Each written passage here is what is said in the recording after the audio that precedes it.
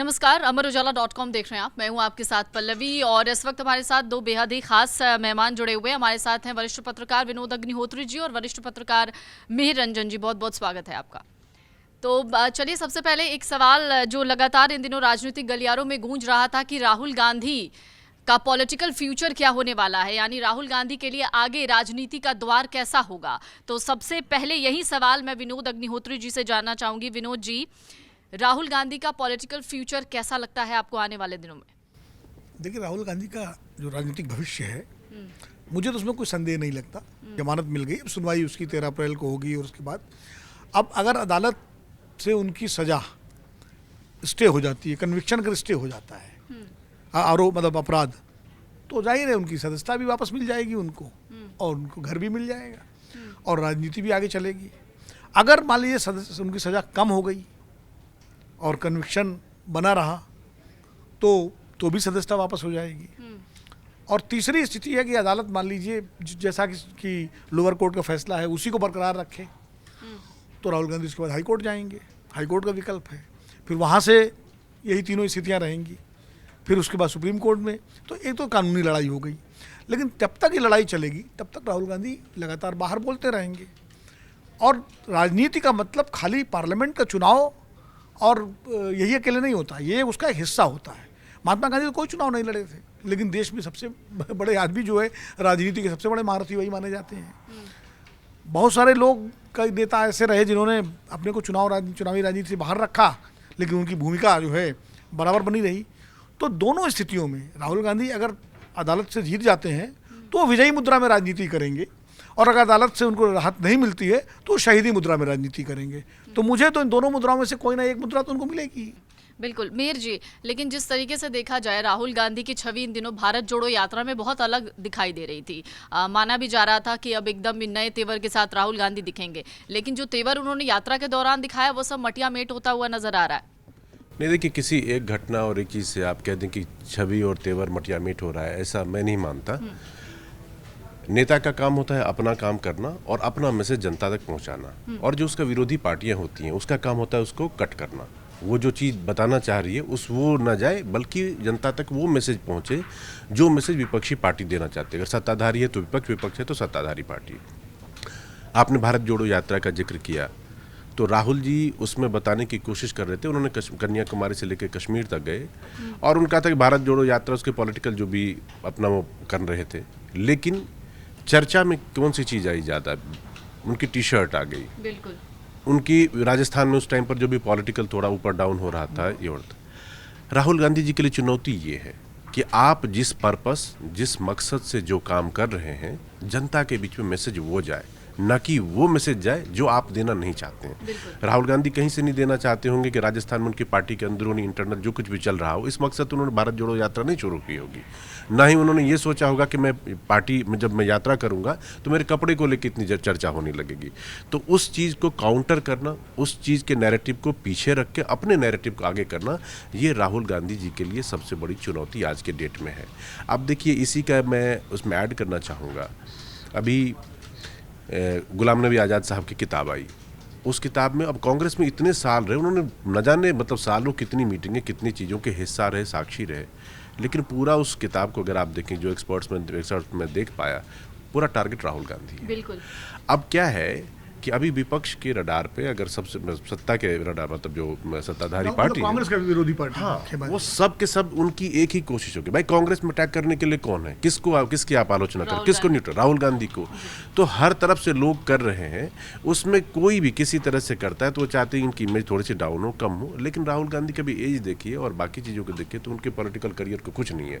जरूर सोनिया गांधी तो MP थी, उनके पास चाहती तो प्रधानमंत्री भी बन जाती, वो नहीं बनी, तो क्या उनका पॉलिटिकल करियर खत्म हो गया? नहीं, आप पर्दे के पीछे बैठकर भी उतनी सशक्त और पावरफुल होते। ठाकरे साहब कभी नहीं बने, तो क्या वो उनका कद महाराष्ट्र की राजनीति में कम था? ऐसे बहुत जयप्रकाश नारायण, राजनीति भाई सत्ता आपके हाथ में हो और पावर आपके हाथ में हो, उसके लिए जरूरी थोड़ी क्या पद पे बैठे, वो कहीं पर भी बैठ के हो सकता है। इसलिए राहुल गांधी के पॉलिटिकल करियर की जो बात आप कर रही हैं उसमें किसी तरह का नहीं है। लेकिन ये जो झंझावात बीच बीच में आता है ना, इसको काउंटर करना, इसको टैकल करने के लिए उनको थोड़ा सा मुझे लग रहा है कि बेहतर तरीके से राजनीति और अपना मैसेज, उनका मैसेज जनता तक पहुंचे, ये कैसे सुनिश्चित करे, ये उनके लिए सबसे बड़ी चुनौती है मेरे हिसाब से।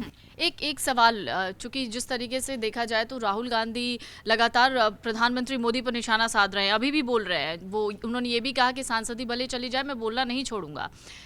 जिस तरीके से राहुल गांधी का बयान लगातार अडानी और पीएम मोदी पर आ रहा है, वही बात अगर कांग्रेस की करें तो कांग्रेस ने कर्नाटक में अपने उम्मीदवारों को साफ कह दिया कि सीधे तौर पर प्रधानमंत्री मोदी के बारे में कोई कुछ नहीं बोलेगा।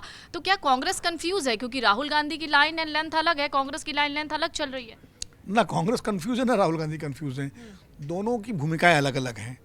कांग्रेस पार्टी एज सच, उसकी प्राथमिकता कर्नाटक में चुनाव जीतना है और वो नहीं चाहते कि कर्नाटक का चुनाव जो है, जो वहाँ तत्कालीन जो मौजूदा राज्य सरकार है उसके खिलाफ जो मोमेंटम है, जो उसके खिलाफ एंटी इनकम्बेंसी है, वो डाइल्यूट हो जाए और मोदी वर्सेस हो जाए। तो वो उस चुनाव को मोदी वर्सेस कांग्रेस नहीं बनाना चाहते, वो बसवराज बोम्मई सरकार वर्सेस कांग्रेस बनाना चाहते हैं। इसलिए वो मोदी जी के बजाय वहाँ की कर्नाटक की सरकार पर निशाना साधेंगे, उनके खिलाफ जो आरोप हैं उनकी बात करेंगे। ये उनकी स्ट्रेटजी है, रणनीति है। राहुल गांधी को कर्नाटक से ज़्यादा उनको चिंता ये है कि वो राष्ट्रीय राजनीति कर रहे हैं और वो केंद्र की राजनीति कर रहे हैं। तो उनको केंद्र में जब वो अगर वो सरकार की विफलताओं की बात करेंगे, केंद्र सरकार की, तो जाहिर है वो प्रधानमंत्री नरेंद्र मोदी ही की सरकार है। भाई हम लोग चलन में इसको क्या कहा जाता है, मोदी सरकार कहा जाता है ना।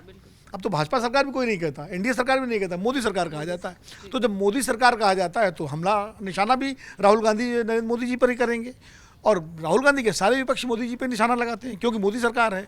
तो इसलिए जब केंद्र की राजनीति आप करेंगे विपक्ष की, तो निशाने पर प्रधानमंत्री होंगे, उनका कार्यालय होगा, उनकी सरकार होगी। और जब राज्य की राजनीति होगी, जब राज्य में, तो वहाँ की तत्कालीन सरकार निशाने पर होगी। ये एक रणनीति का हिस्सा है अलग अलग दोनों का। मेयर जी, अडानी वाला मुद्दा बहुत उछला, संसद में भी राहुल गांधी ने भी ये मुद्दा खूब उठाया, प्रेस कॉन्फ्रेंस में भी उठाते चले आ रहे हैं। राहुल गांधी ये कहते रहे कि अडानी वाले मुद्दे को उठाने के बाद ही उनकी सांसदी गई। तो अगर बात 2018 या 19 की करें तो राफेल डील वाला मामला राहुल गांधी ने उठाया था, अनिल अंबानी को लेकर उन्होंने टारगेट किया था, जिसके बाद नुकसान ही हुआ कांग्रेस को, बीजेपी के लिए ट्रम्प कार्ड साबित हो गया। तो क्या लगता है ये वाला मामला भी 2024 में ट्रम्प कार्ड साबित होगा, अडानी वाला? देखिए, अभी ये कहना कि 2024 में ये मुद्दा ट्रम्प कार्ड साबित होगा या नहीं होगा, थोड़ी जल्दबाजी होगी। क्योंकि भी एक तो चुनाव में बहुत टाइम है, लगभग साल भर का करीब वक्त है। और उससे भी बड़ी बात क्या है कि अभी जितनी ये चर्चाएं हुई, उसके बाद इसको आप आगे किस स्टेज पे, किस लेवल पे बढ़ा के ले जाते? क्या ये मुद्दा लगातार सेंट्रल स्टेज में रहेगा? क्या कांग्रेस ने जो मुद्दा बनाया या राहुल गांधी जो मुद्दा बना रहे हैं, वो कह रहे कि इतने 1000 करोड़ रुपए किसके हैं बताइए, क्या उसके पक्ष में वो कुछ सबूत भी उनको हाथ लगेगा, कुछ बताएंगे? फिर उनके साथ दूसरी पार्टियां भी उसमें जुड़ेंगी, फिर पार्टियां दिल्ली से लेके राज्य और बाकी जगहों फिर एक एका होगा। उसके बाद जाके आप कह सकते कि क्या ये मुद्दा सेंट्रल स्टेज पे होगा या नहीं होगा। आज के डेट में अगर आप बात करें तो अभी इसमें कहना जल्दबाजी होगा, उसके लिए उनको मतलब इंतजार करना होगा। मैं इसमें एक चीज ऐड करना चाहूँगा कि राहुल गांधी या कांग्रेस के लिए अभी सबसे बड़ी चुनौती मुझे जो लगता है वो ये है कि जो मैसेज वो जनता को देना चाहते हैं, चाहे वो अडानी के मुद्दा या कोई भी, अपनी पार्टी में उनके जो इन्फ्लिक्स चलते रहते हैं किसी भी चीज़ में, उनका जो मैसेज है वो जनता के बीच में वैसे ही जाना जरूरी है। और वो सिर्फ एक राहुल गांधी नहीं, ऊपर से लेकर नीचे तक जो मैसेज जाता है पार्टी के सारे नेताओं का, वो एक जैसा पर्कुलेट होना चाहिए। बीजेपी में अगर आप देखेंगे ऊपर से लेकर नीचे तक एक सेम मैसेज जाता है, लेकिन कांग्रेस में कई बार उसमें मैं एक जैसा नहीं देखता, डाइवर्जन देखता हूँ, बदल जाता है। उसको सुनिश्चित करिए, जाता नहीं है, जो आप करना चाहते हो वो नहीं पहुंचता है।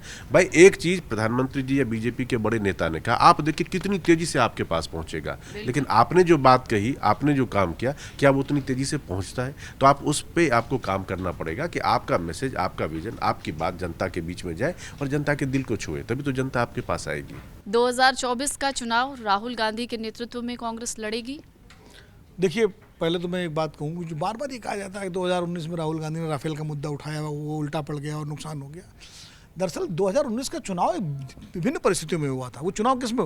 वो चुनाव पुलवामा हमले के बाद बालाकोट पर जो स्ट्राइक हुई, उस पूरे आलोक में हुआ।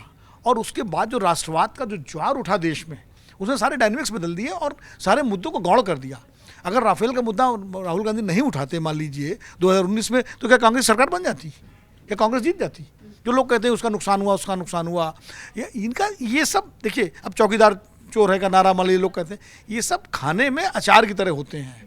तो वो ये थोड़ा बहुत उसमें 1-8% आगे जो है पीछे हो जाता है, ज़्यादा उसमें फ़र्क नहीं पड़ता है। चुनाव जिन मामलों में होता है, जिन भावनाओं के ज्वार में होता है, उसके आधार में नतीजे तय होते हैं। अब 2008 में सोनिया गांधी ने मौत का सौदागर का भाषण दिया, गुजरात में लोगों का उसका नुकसान हो गया। अच्छा, वो भाषण न देती तो कांग्रेस जीत जाती गुजरात? बिल्कुल नहीं जीतती। इसलिए मैं कह रहा हूँ, ये तो एक नैरेटिव मीडिया भी बनाता है, जो पार्टी जीतती है वो भी बनाती है, लेकिन ऐसा नहीं है। चुनाव जो होता है उसका एक अलग भावनात्मक ज्वार पे होता है। जैसे 1984 का चुनाव इंदिरा गांधी की हत्या पर हुआ था, अगर उसमें विपक्ष कुछ भी कहता वो उसका कोई असर नहीं पड़ना था। इसलिए हर चुनाव का अलग एक होता है। अब आपका जो सवाल 2024 का है कि क्या कांग्रेस राहुल गांधी के नेतृत्व में लड़ेगी, नेतृत्व तो मल्लिकार्जुन खड़गे का रहेगा, अध्यक्ष तो वो है कांग्रेस पार्टी के, लेकिन कांग्रेस पार्टी के शीर्ष नेता राहुल गांधी ही रहेंगे 2024 में, क्योंकि राहुल गांधी अब नेता बन गए। अब उनकी स्थिति खाली वो पदाधिकारी अध्यक्ष रहे ना रहे, लेकिन कांग्रेस पार्टी के शीर्ष नेता वो बन चुके हैं। सोनिया गांधी नेपथ्य में हैं, प्रियंका गांधी उनकी एक सहयोगी के रूप में है, और खड़गे जी संगठन के प्रमुख हैं। मुझे लगता है राहुल गांधी और खड़गे जी की टीम जो है वही कांग्रेस का नेतृत्व करेगी। मतलब राहुल प्लस खड़गे जो जोड़ी है, जैसे मोदी और अमित शाह जी की जोड़ी थी जो 2014 से लेकर अभी तक चल रही है, ऐसे ही कांग्रेस में एक जोड़ी बनी है। मल्लिकार्जुन खड़गे एक बुजुर्ग अनुभवी राजनेता, दलित पृष्ठभूमि से आते हैं, दक्षिण भारत के हैं, और दूसरा राहुल गांधी। तो मुझे लगता है कांग्रेस इन दोनों की लीडरशिप में अपने को आगे रखेगी। उसके बाद तस्वीर क्या बनती है वो हम लोग तब देखेंगे। बिल्कुल, बहुत बहुत शुक्रिया आप दोनों का। और जाहिर सी बात है, राहुल गांधी को लेकर लगातार राजनीतिक गलियारों में चर्चाओं का बाजार गर्म है, लेकिन इसी बीच जिस तरीके से देखा जाए मल्लिकार्जुन खड़गे का जिक्र विनोद जी ने किया, जाहिर है उनके बाद ये कहा जा रहा है कि जब से उन्होंने कांग्रेस की कमान संभाली है, शायद हो सकता है कि आने वाले दिनों में एक बड़ा परिवर्तन देखने को मिल जाए, और शायद इसकी 1-2 बानगी इन हालिया दिनों में कुछ रिपोर्ट्स ने दिखानी शुरू भी कर दी है। अमर उजाला अब आपके टीवी पर भी। अपने स्मार्ट टीवी पर यूट्यूब पर सर्च करें अमर उजाला, चैनल सब्सक्राइब करें और देखें ताजा खबरें, वो भी HD क्वालिटी में। और हाँ, बेल आइकन दबाना ना भूलें ताकि हर खबर हो आपके घर। अमर उजाला, निष्पक्ष, निर्भीक, निरंतर।